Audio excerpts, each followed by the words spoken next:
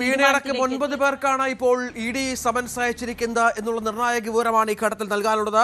വെള്ളിയാഴ്ച ഹാജരാകണമെന്നാണ് നിർദ്ദേശം. വീണ വെള്ളിയാഴ്ച ഹാജരാകുമോ അതോ മറ്റെന്തെങ്കിലും കാരണങ്ങൾ പറഞ്ഞ് നീട്ടിവെക്കുമോ എന്നടക്കം കാത്തിരുന്ന് കാണണം. വീണയ്ക്ക് കുരുക്ക് മുറുകുകയാണ്.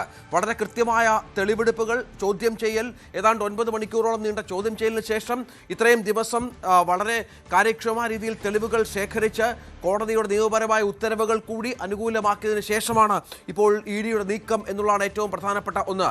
നവമി, ഈ 9 പേര് എന്ന് പറയുമ്പോൾ CMRലുമായി ബന്ധപ്പെട്ടവരാകും, മറ്റ് ജീവനക്കാർ ഇതുമായി ബന്ധപ്പെട്ടവരുണ്ട്, വീണയുണ്ട്, മറ്റാരുടെയൊക്കെ വിവരമാണ് നമുക്കിപ്പോൾ ലഭ്യമായിരിക്കുന്നത്. ഇവരോടെല്ലാവരോടും വെള്ളിയാഴ്ച തന്നെ എത്രയാണോ പറഞ്ഞിരിക്കുന്നത്?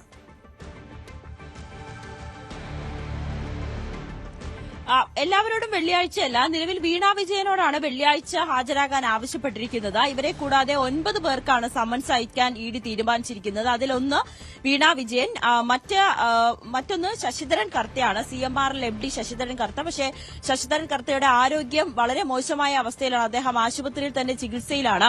നേരത്തെ ED റെയ്ഡിലടക്കം ശശിധരൻ കർത്ത വീട്ടിലുണ്ടായിരുന്നില്ല. അദ്ദേഹം ആശുപത്രിയിൽ തന്നെ ചികിത്സയിലായിരുന്നു. മുൻപ് നടത്തിയ റെയ്ഡിൽ അന്ന് മാത്രമാണ്, അദ്ദേഹത്തിന്റെ വീട്ടിൽ നടത്തിയ റെയ്ഡിൽ മാത്രമായിരുന്നു ശശിധരൻ കർത്തയെ ചോദ്യം ചെയ്യാൻ EDക്ക് സാധിച്ചുള്ളൂ.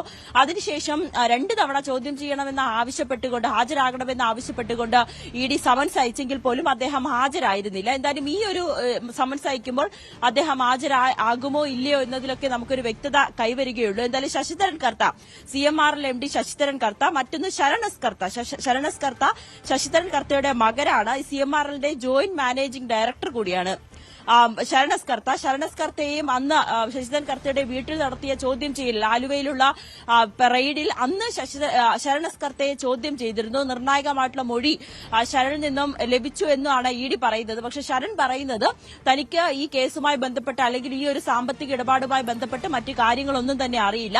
എക്സാലോജിക്കും CMRലും തമ്മിലുള്ള സാമ്പത്തിക ഇടപാട്, അത് ശശിധരൻ കർത്തയ്ക്ക് മാത്രമേ അതിന്റെ കൂടുതൽ വിശദാംശങ്ങൾ അറിയുകയുള്ളൂ.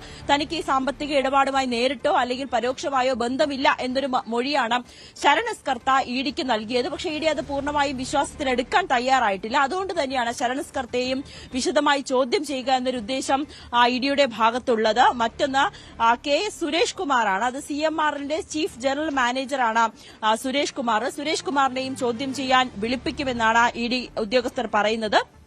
മറ്റത് CMRL ജീവനക്കാർക്കും സമൻസ് അയച്ചിട്ടുണ്ട്. ഈ ജീവനക്കാർക്കും, അതായത് ഈ സാമ്പത്തിക ഇടപാടുമായി ബന്ധപ്പെട്ട് എന്തെങ്കിലും വിവരങ്ങൾ ലഭ്യമാകുമോ എന്നറിയാവുന്നതിന് വേണ്ടിയിട്ടാണ് മറ്റ് ജീവനക്കാരെ കൂടി ചോദ്യം ചെയ്യുന്നത്. അങ്ങനെ 9 പേരെയാണ്, മാസപ്പടി കേസുമായി ബന്ധപ്പെട്ട് 9 പേരെയാണ് ED ചോദ്യം ചെയ്യാൻ വിളിപ്പിക്കുന്നത്. അതിൽ ഏറ്റവും പ്രധാനപ്പെട്ടത് വീണ വിജയൻ തന്നെയാണ്. പ്രത്യേകിച്ച് മുൻ മുഖ്യമന്ത്രിയുടെ മകൾ കൂടിയാണ് വീണ വിജയൻ. അന്ന് വലിയ രാഷ്ട്രീയ ആയുധമായി തന്നെയാണ് അന്നത്തെ പ്രതിപക്ഷം, ഇന്നത്തെ ഭരണപക്ഷമായിട്ടുള്ള കോൺഗ്രസ് വലിയ രീതിയിലൊരു ആരോപണം ഉന്നയിക്കുന്ന ഒരു സാഹചര്യം തന്നെയായിരുന്നു. ഇതിന് പിറകിൽ പ്രധാനപ്പെട്ട ചില കാര്യങ്ങളുണ്ടല്ലോ. അതിലൊന്ന്, നേരത്തെ പറഞ്ഞതുപോലെ നിയമപരമായ എല്ലാ പഴുതുകളും ED അടച്ചു കഴിഞ്ഞു. കോടതിയുടെ വളരെ കൃത്യമായ തരത്തിലുള്ള നിർദ്ദേശങ്ങൾ ഇതുമായി ബന്ധപ്പെട്ടുണ്ട്. വേണമെങ്കിൽ ചോദ്യം ചെയ്യാം എന്ന തരത്തിൽ അന്വേഷണവുമായി മുന്നോട്ട് പോകാമെന്ന് കോടതി വ്യക്തമാക്കിയിട്ടുണ്ട്. അങ്ങനെ വളരെ സാവധാനം തെളിവുകൾ ശേഖരിച്ച് ഈ ഇടവേളകളിൽ, ഒപ്പം ഇതിനോട് ചേർത്ത് വെക്കേണ്ടത് ED ഡയറക്ടറുടെ കൊച്ചിയിലേക്കുള്ള വരവും ഉദ്യോഗസ്ഥരുമായുള്ള കൂടിക്കാഴ്ചയും മറ്റുമാണ്. അങ്ങനെ എല്ലാ പഴുതുകളും അടച്ചുള്ള ഒരു നീക്കമാണ് EDയുടേത് എന്ന് വേണമെങ്കിൽ കരുതാമല്ലോ.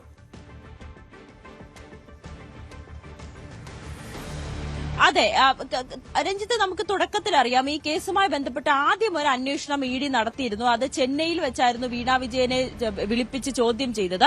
അത് SFOയുടെ അന്വേഷണം നടക്കുകയും അതിന്റെ കുറ്റപത്രമടക്കം സമർപ്പിക്കുന്ന ഒരു സാഹചര്യം ഉണ്ടായി. പിന്നീടാണ് SFIO ഈ ഒരു കേസ് പരിശോധിക്കാൻ തുടങ്ങിയ സാഹചര്യത്തിൽ തന്നെയാണ് EDയും ഈ കേസ് ഏറ്റെടുത്തത്. പ്രത്യേകിച്ച് ഇതിലൊരു കള്ളപ്പണ ഇടപാട് നടന്നിട്ടുണ്ടെന്ന് തന്നെയാണ് EDയുടെ കണ്ടെത്തൽ. പക്ഷെ അതിനാവശ്യമായിട്ടുള്ള തെളിവുകൾ ശേഖരിക്കാൻ EDക്ക് ഒരു കാലതാമസമുണ്ടായി.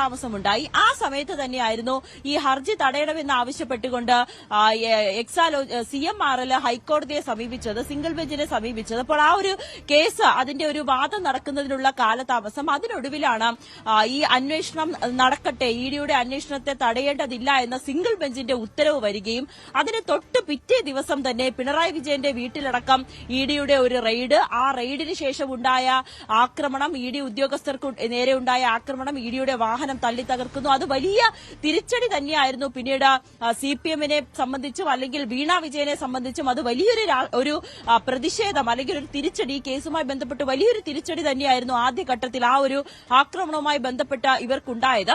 അതിനുശേഷമാണ് വീണ്ടും ഡിവിഷൻ ബെഞ്ചിനെ സമീപിക്കുന്നത്. ഡിവിഷൻ ബെഞ്ചിനെ സമീപിക്കുമ്പോൾ ED അത് കൃത്യമായി പറയുന്നുണ്ട്. ഈ റെയ്ഡിനായി എത്തിയ ED ഉദ്യോഗസ്ഥർക്ക് നേരെ അതിക്രമം ഉണ്ടാകുന്നു, ഒരു കേന്ദ്ര ഏജൻസിക്ക് നേരെ അതിക്രമം ഉണ്ടാകുക എന്ന് പറയുമ്പോൾ നിസ്സാരമായിട്ടുള്ള വകുപ്പുകളല്ല, നിസ്സാരമായി അല്ല ഹൈക്കോടതി അതിനെ കണക്കാക്കിയത്.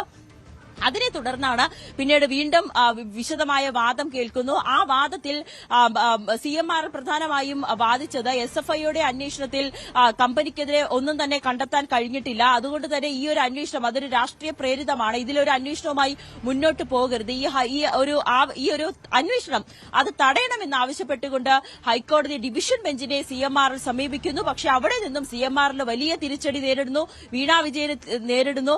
അന്വേഷണവുമായി മുന്നോട്ട് പോകട്ടെ കേന്ദ്ര ഏജൻസിയായിട്ടുള്ള എൻഫോഴ്സ്മെന്റ് ഡയറക്ടറേറ്റ് എന്നൊരു ഉത്തരവ് ഹൈക്കോടതിയുടെ ഭാഗത്ത് നിന്ന് വന്നതോടുകൂടിയാണ് ഈ അന്വേഷണത്തിൽ കൂടുതൽ വേഗത്തിലാക്കുവാനും കൂടുതൽ കടുപ്പിക്കുവാനും ആവശ്യമായിട്ടുള്ള തെളിവുകൾ ശേഖരിക്കുവാനും ED വീണ്ടും രംഗത്തേക്ക് എത്തുന്നത്. 12 ഇടങ്ങളിൽ നടത്തിയ റെയ്ഡിൽ നിർണായകമായിട്ടുള്ള വിവരങ്ങൾ കണ്ടെടുത്തു, രേഖകൾ കണ്ടെടുത്തു എന്ന് തന്നെയാണ് ED ആവർത്തിച്ചു പറയുന്നത്.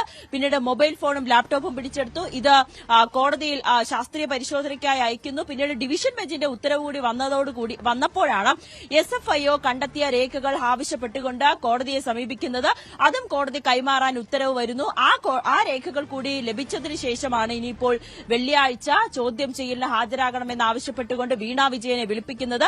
എന്തായാലും വീണ വിജയന് ഈ ഒരു ചോദ്യം ചെയ്യൽ അത്രേ എളുപ്പമാകില്ല. കാരണം കൃത്യമായിട്ടുള്ള തെളിവ് ശേഖരണത്തിന്റെ അടിസ്ഥാനത്തിൽ തന്നെയാണ് ED വെള്ളിയാഴ്ചത്തേക്ക് ഹാജരാകാൻ ആവശ്യപ്പെടുന്നത്. പ്രത്യേകിച്ച് ED ഉദ്യോഗസ്ഥർക്കെതിരായിട്ടുള്ള അതിക്രമം കൂടി നിലനിൽക്കുന്ന സാഹചര്യത്തിൽ അന്വേഷണം വേഗത്തിലാക്കുവാനും കൃത്യമായിട്ടുള്ള തെളിവുകൾ ശേഖരിച്ച് വീണ വിജയനെയും CMR-ലെയും എക്സാലോജിക്കിനെയും പൂട്ടുക എന്നൊരു ഉദ്ദേശത്തോടുകൂടി തന്നെയാണ് എൻഫോഴ്സ്മെന്റ് ഡയറക്ടറേറ്റ് ഈ ഒരു ചോദ്യം ചെയ്യലിനായി ഇരുവരെയും വിളിപ്പിക്കുക. കൃത്യമായിട്ടുള്ള തെളിവുകൾ ശേഖരിച്ചിട്ടുണ്ടെന്ന് തന്നെയാണ് ED ഉദ്യോഗസ്ഥർ വ്യക്തമാക്കുന്നത്.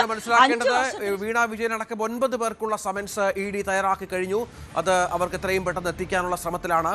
വെള്ളിയാഴ്ചയാണ് വീണയോട് EDക്ക് മുന്നിൽ ഹാജരാകാൻ എത്തിയിരിക്കുന്നത്. ഒരു സംശയവുമില്ല, വീണ വിജയന് കുരുക്ക് മുറുകുകയാണ്. നവമി പറഞ്ഞ പോലെ വളരെ കൃത്യമായ തെളിവ് ശേഖരണത്തിന് ശേഷം നിയമപരമായ എല്ലാ പഴുതുകളും അടച്ചതിന് ശേഷമുള്ള നീക്കമാണ് EDയുടെ ഭാഗത്ത് നിന്ന്.